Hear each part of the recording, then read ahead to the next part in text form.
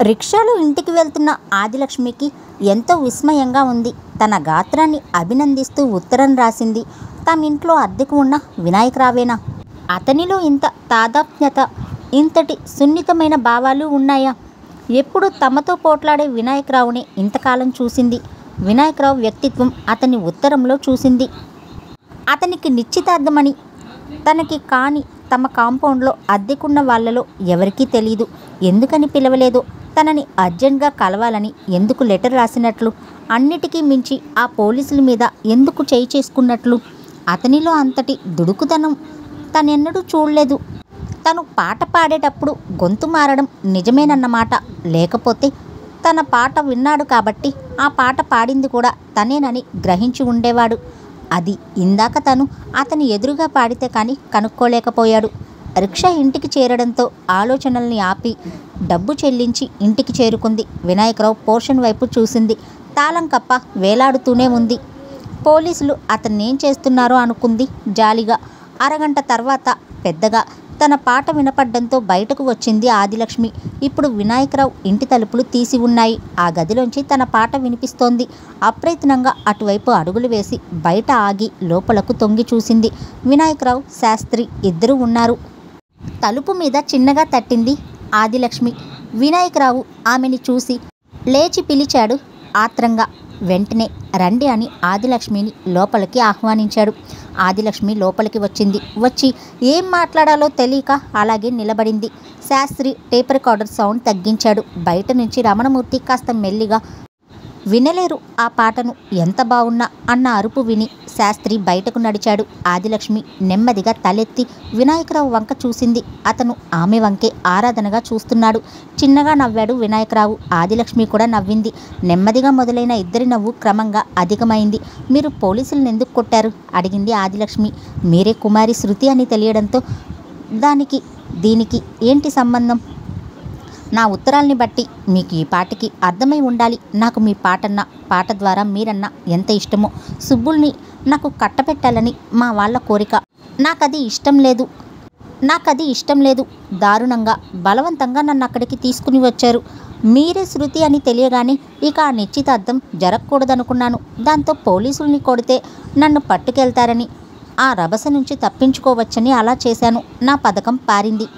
ఇలా అడ్డదారెందుకు? మీకు ఇష్టం లేదని చెప్పచ్చుగా.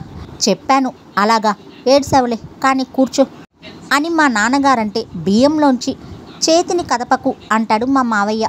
వాళ్ళు పూర్వకాలం మనుషులు. వాళ్ళ కళ్ళకి నేనింకా చిన్నపిల్లాడినే. నేనింకా వాళ్ళ మాట వినేవాణ్ణే. కాకపోతే అధికారం చెలాయించి పెద్దరికంతో ఏమైనా చేయవచ్చనే ధీమా. ఓ పట్టాన ఏది అర్థం చేసుకోవడానికి ప్రయత్నించే మనుషులు కారు. పాపం సుబ్బలక్ష్మి ఫీల్ అవ్వదు.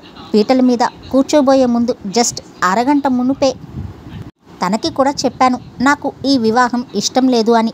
అది పెద్దవాళ్ళలాగే కొట్టిపారేసింది. మీరెలా వచ్చారక్కడికి? అడిగాడు వినాయకరావు. ఇద్దరి మధ్య కాసేపు నిశ్శబ్దం. మా ఇంట్లో నిశ్చితార్థం జరుగుతోంది. మంగళహారతి పాట పాడాలని రమ్మని తీసుకుని వచ్చింది నా ఫ్రెండ్. మా కాలేజీలో ఎవరింట్లో ఇలాంటి ఫంక్షన్ అయినా నన్ను తీసుకుని వెళ్తూ ఉంటారు. How lucky I am. ఆ అమ్మాయి మీ ఫ్రెండ్ అవడంతో. లేకపోతే ఈ దాగుడు మూతలు మన మధ్య చాలా కాలం జరిగేవి. పుట్టినరోజున బిర్లా టెంపుల్కి రాలేదే మీరు? వర్షం రావడంతో అమ్మ బయటకు కదలనివ్వలేదు. మీరు కుమారి శృతి అని వేరే పేరెందుకు పెట్టుకున్నట్లు? కుమారి శృతి కాదు, శృతి ఆ పేరుతో పాడుతుంటాను. పెళ్ళి కాలేదు కాబట్టి రేడియోలో కుమారి శృతి అని చెప్పారు. ఐసి. మా నాన్నగారికి నేను రేడియోలో పాడడం ఎంత మాత్రం ఇష్టం లేదు. ఆయనకి తెలియకుండా రహస్యంగా ఉండాలని పేరు మార్చి పాడుతున్నాను. శృతి అన్న పేరు మా అమ్మే పెట్టింది. ఆవిడ ఆశీర్వాదం ఉందన్నమాట. మరి నా ఉత్తరాల గురించి కూడా ఆవిడకి చెప్పారా? లేదు. మీరు ఫోన్ చేసినప్పుడు సీట్లో నేను ఉంటే బహుశా ఫోన్లో మీ కంఠం గుర్తుపట్టి ఉండేవాణ్ణేమో. అయినా అసలు తిట్లు తప్ప మీ కంఠాన్ని సరిగ్గా వినే అవకాశం మీరు నాకెప్పుడూ ఇవ్వలేదు. నవ్వాడు. ఆదిలక్ష్మి కూడా నవ్వింది. ఏదో సరదాకి పోట్లాడేవాణ్ణి. అవేం మనసులో పెట్టుకోకండి. ఉత్తరాల్లో వైవీరావులాని నన్ను గుర్తుంచుకోండి. పోరాటం లేకపోతే జీవితం సౌకర్యంగా ఉండదని మా శాస్త్రిగాడు నా చేత అలా పోట్లాడించేవాడు. ఐడియాలన్నీ వాడివేనన్నమాట.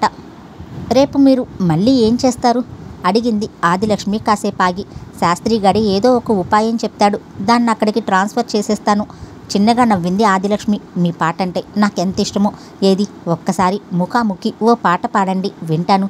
గోరింకకు గారం ఎక్కువ పాడండి అమ్మాయి ఆది అన్న తల్లి కేక విని చెప్పింది ఆదిలక్ష్మి లేస్తూ. అమ్మ పిలుస్తోంది. గబగబా బయటకు వెళ్తున్న ఆదిలక్ష్మితో చెప్పాడు వినాయకరావు. రేపు సాయంత్రం 5:30కి బిర్లా టెంపుల్కి రండి. మీకు వీలుంటే, వీలు లేకపోతే పని చేసుకోండి. ఆదిలక్ష్మి సమాధానం చెప్పకుండా వెళ్ళిపోయింది. వినాయకరావు టేప్ రికార్డర్ వాల్యూమ్ని కొద్దిగా పెంచాడు. మర్నాడు ఉదయం వినాయకరావు ముదినేపల్లి వారింటికి వెళ్ళాడు. అతన్ని చూసి కళ్ళనీళ్లతో అడిగింది చాముండేశ్వరి ఒళ్ళంతా తడుముతూ.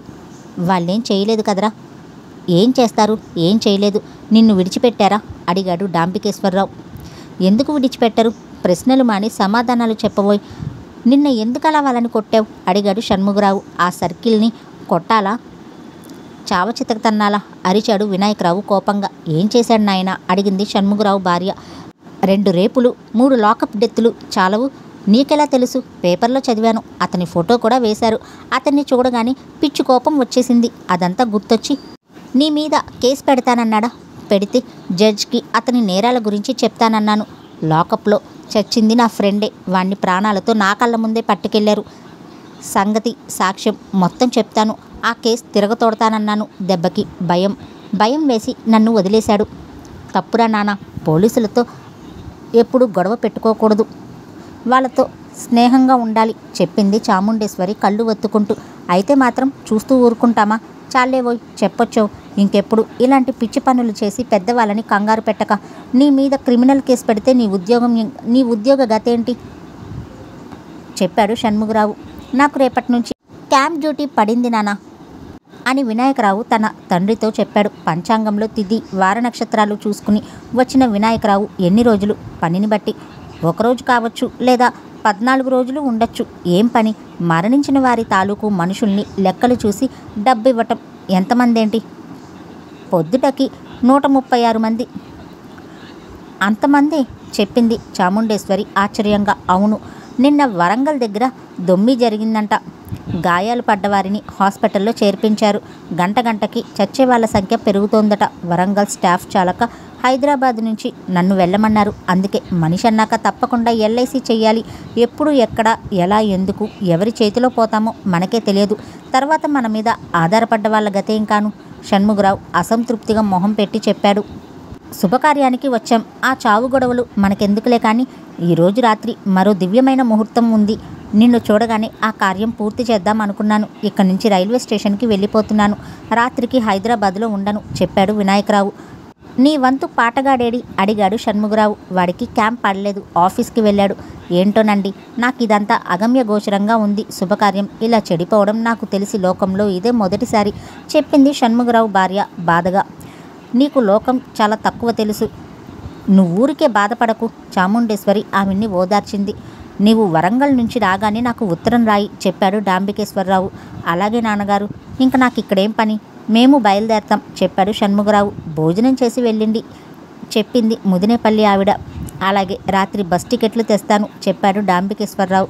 బ్రతుకు జీవుడా అనుకుంటూ బయటపడ్డాడు వినాయకరావు. అతను వెళ్ళిన అరగంటకి చెప్పాడు షణ్ముగరావు. అరరే, ఎంత మంచి ఆలోచన. వినాయకం ఉండగా తట్టలేదు ఏంటి? అడిగాడు డాంబికేశ్వరరావు ఆసక్తిగా. వరంగల్ అట్టే దూరంలో లేదు. మనము వాడి వెంట వెళ్ళి ఈ కార్యక్రమం అక్కడే రాత్రికి చేస్తే ఓ పని అయిపోయినట్లుంటుందిగా. నాకు ఆ మాట నోటిదాకా వచ్చింది నాన్నగారు. చెప్తే మీరు పెళ్లికి తొందర ఏం వచ్చిందని తిడతారని చెప్పలేదు చెప్పింది సుబ్బలక్ష్మి. ఆ రాత్రి షణ్ముగరావు అండ్ పార్టీ, డాంబికేశ్వరరావు దంపతులు తమ ఊళ్ళకి బయలుదేరారు. ఆ రాత్రి వినాయకరావు తన గదిలో పడుకోలేదు. మావయ్య షణ్ముగరావుని కానీ, తండ్రి డాంబికేశ్వరరావుని కానీ ఏ పని మీదైనా వస్తే తనింకా వరంగల్ వెళ్ళలేదేం అని అడుగుతారు. అందుకని తన బ్రహ్మచారి కొలీగ్తో కలిసి 2వ ఆటకి పదవిరాముడు సినిమాకి వెళ్ళి అతడి గదిలోనే పడుకున్నారు. మర్నాడు ఆఫీస్కి వెళ్ళలేదు. తన తండ్రి ఏ కారణం చేతైనా అక్కడికి వస్తే కొంపలు అంటుకుంటాయన్న భయంతో ఆయన రాలేదని తెలిస్తే మర్నాడు వెళ్ళొచ్చని అనుకున్నాడు. సాయంత్రం 5 కల్లా బిర్లా టెంపుల్కి చేరుకున్నాడు. ఆదిలక్ష్మి వస్తుందో రాదో అన్న అనుమానంతో కూడిన భయం అతని మనసులో ఉంది. 6-5 నిమిషాలనగా ఈలోపు ఆదిలక్ష్మి వచ్చింది. నేల మీద పరిచిన తెల్లటి పాలరాతి రాళ్ల మీద ఎర్రటి గోరింటాకు పెట్టుకున్న పచ్చటి పల్చటి పాదాలు, కాళ్ళకి కట్టుకున్న వెండి గజ్జెలు చేసే గల్ గల్ మని శబ్దం, ఆకుపచ్చని రంగు పరికిణి, ఎర్రటి బోర్డర్ గల అదే రంగు ఓణి, జాకెట్, నల్లటి 2 జడలు, జడలకి ఎర్రటి రిబ్బన్లు. దూరం నుంచే ఆదిలక్ష్మిని చూసిన వినాయకరావు మనసు పురివిప్పిన నెమలిలా నాట్యం చేసింది. ఆదిలక్ష్మి వైపు నడిచి ఆమెని సగం దారిలోనే కలుసుకున్నాడు. ఆదిలక్ష్మి సిగ్గుతో ఆగింది, తల వంచుకుంది. కింద పెదవిని పైపళ్లతో కొరుకుతూ నేలని కుడిపాదం బొటనవేలితో రాయసాగింది. నా మాటని మన్నించి వచ్చినందుకు థ్యాంక్స్ చెప్పాడు వినాయకరావు. లక్కీగా నాన్నగారు ఇంట్లో లేరు చెప్పింది ఆదిలక్ష్మి. మీది కాదు, అది నా లక్ అని చెప్పాడు వినాయకరావు.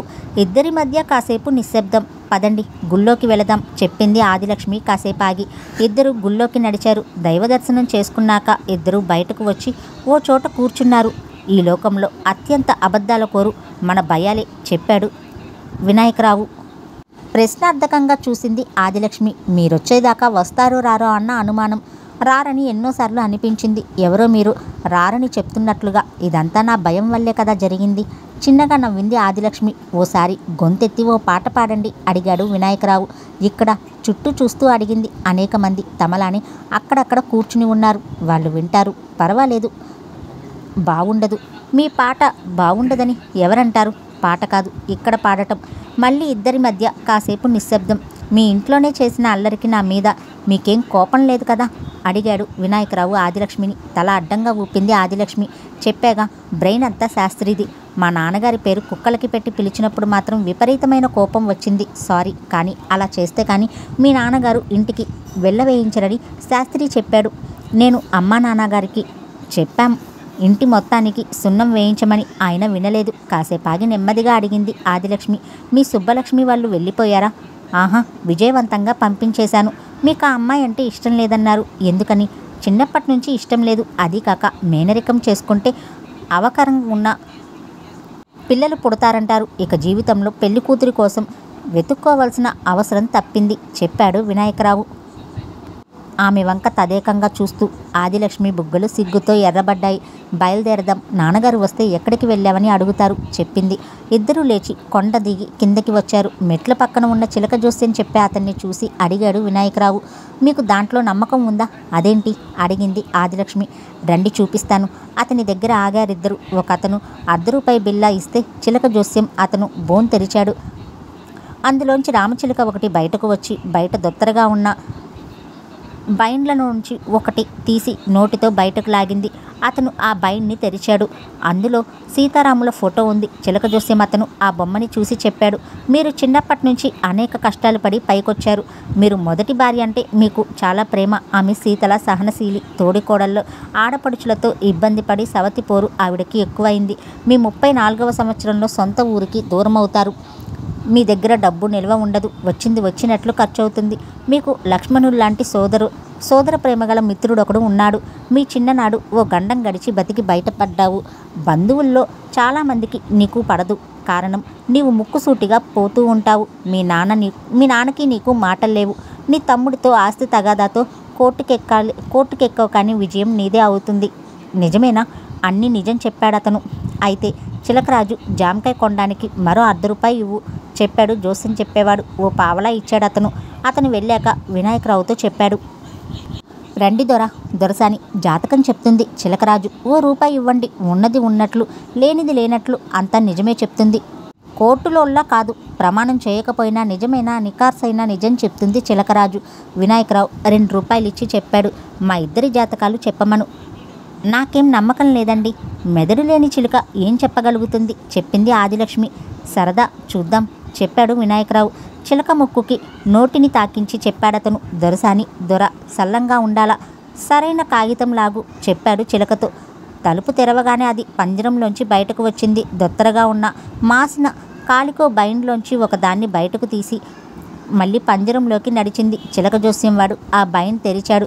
ఒకసారి దాని వంక చూసిన వెంటనే ఇద్దరు ఒకరి వంక ఒకరు చూసుకున్నారు. ఆ తర్వాత అతను ఆ బైండ్ని మూసేశాడు. ఆ బైండ్ మీద చాక్ పీస్తో రైట్ గుర్తు పెట్టి దాన్ని మళ్ళీ ఆ గుర్తు కనపడకుండా దొంతరలో కలిపేశాడు. ఇద్దరు అతని వంక ఏం చెప్తాడా అని ఆసక్తిగా చూశారు. కానీ అతను మాట్లాడలేదు. చెప్పవే అడిగాడు వినాయకరావు. అతను మాట్లాడకుండా మళ్ళీ ఆ పంజరం తలుపు తెరిచాడు.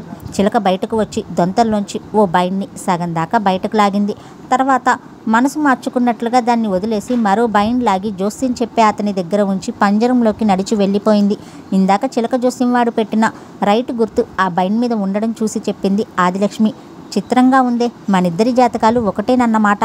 మీ ఇద్దరి జాతకాలు బహుమంచివి. త్వరలో మీ ఇద్దరికి వివాహం అవ్వబోతుంది చెప్పాడతను. నాకెవరితో అడిగాడు వినాయకరావు. బదులుగా అతను ఆ బైండ్ వినాయకరావుకిచ్చి చెప్పాడు. మీరే తెరిచి చూడండి, సమస్తం అందులో ఉంది. వినాయకరావు బైండ్ని తెరిచి చూశాడు. ఆదిలక్ష్మి అందులో ఉన్న బొమ్మల వంక ఆశ్చర్యంగా చూసింది. ఇదేమిటి, ఆ బైండ్లో ఒకదాని పక్కన మరొకటి ఇద్దరి ఫోటోలు కింద ఉంచి ఉన్నాయి. ఆదిలక్ష్మి వినాయకరావుల ఫోటోలు. అరే, వింతగా లేదు అడిగాడు వినాయకరావు ఆదిలక్ష్మిని. తలూపి అడిగింది ఆదిలక్ష్మి. చిలక జోస్యం చెప్పే అతన్ని మా ఫోటోలు మీకెలా వచ్చాయి? కొండదేవర మాయ, నాదేం లేదు. ఆశ్చర్యంలోంచి తేరుకోగానే కొద్ది క్షణాల్లో ఆదిలక్ష్మికి స్పృశించింది. వినాయకరావు వంక అనుమానంగా చూసింది. మీ ఇద్దరికీ వివాహం జరుగుతుంది, ఇది కొండదేవర ఆన అని. ఆ తర్వాత బహు కష్టాలు సంప్రాప్తిస్తాయి అంటే 9 మంది సంతానం అని కొండదేవర ఆన. మీ ఇద్దరు పాపులు కాకపోయినా చిరాయువులుగా జీవిస్తారు. ఆదిలక్ష్మి మొహంలోకి వెంటనే సిగ్గు ప్రవేశించింది. ఇది మీ శాస్త్రి బ్రెయినేనా అడిగింది వినాయకరావుని. కాదు, నాదే. అతనికి 10 రూపాయలు ఇచ్చి ఆ 2 ఫోటోలు బైండ్లోంచి తీసి జేబులో ఉంచుకున్నాడు వినాయకరావు. చిలకరాజుకి యాపిల్ కొనడానికి 5 రూపాయలు ఇవ్వండి దొరసాని అని చెప్పాడతను. ఆదిలక్ష్మి తన హ్యాండ్ బ్యాగ్ తెరిచి అతనికి 5 రూపాయల నోటుని అందించింది. వెంటనే పంజరం తలుపు తెరిచాడు అతను. చిలక బయటకు రాగానే చెప్పాడు. దొరసానికి దండం పెట్టు. అది చిన్నగా అరిచి తలని నేల మీద 3 సార్లు ఆనించింది. కొండదేవర ఆశీర్వాదం, చిలకరాజు ఆశీస్సులు మీకు లభించాయి.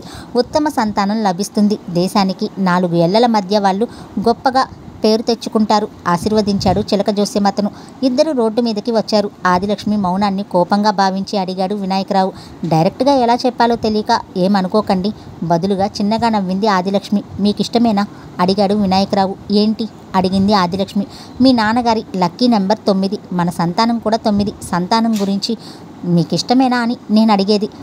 మన 9 మంది సంతానం దేశానికి 4 ఏళ్ల లోపల గొప్పవారుగా పేరు తెచ్చుకోవడం. వెంటనే ఆదిలక్ష్మి బుగ్గలు సిగ్గుతో ఎర్రబడ్డాయి. మా సుబ్బులతో నా పెళ్లికి నిశ్చితార్థం ఎగ్గొట్టడానికి కారణం మీరే. నాకు మిమ్మల్ని చేసుకోవాలని మీ రూపం తెలియకముందే రేడియోలో మీ పాట విన్నప్పుడే అనిపించింది ఆదిలక్ష్మి గారు. మీకు ఇష్టమేగా? ఆదిలక్ష్మి 2 చేతులతో మొహం కప్పుకుంది. నాకు సైగల భాష తెలీదు, మీ నోటితో తెలుగులో చెప్పండి. ఇష్టమేనా? ఇష్టమే చెప్పింది ఆదిలక్ష్మి. ఇది పబ్లిక్ రోడ్ అయిపోయింది. లేకపోతే అడిగింది ఆదిలక్ష్మి. పిచ్చి పిచ్చిగా గట్టిగా కేకలు పెట్టేవాణ్ణి. అంత ఆనందంగా ఉంది నాకిప్పుడు చెప్పాడు వినాయకరావు.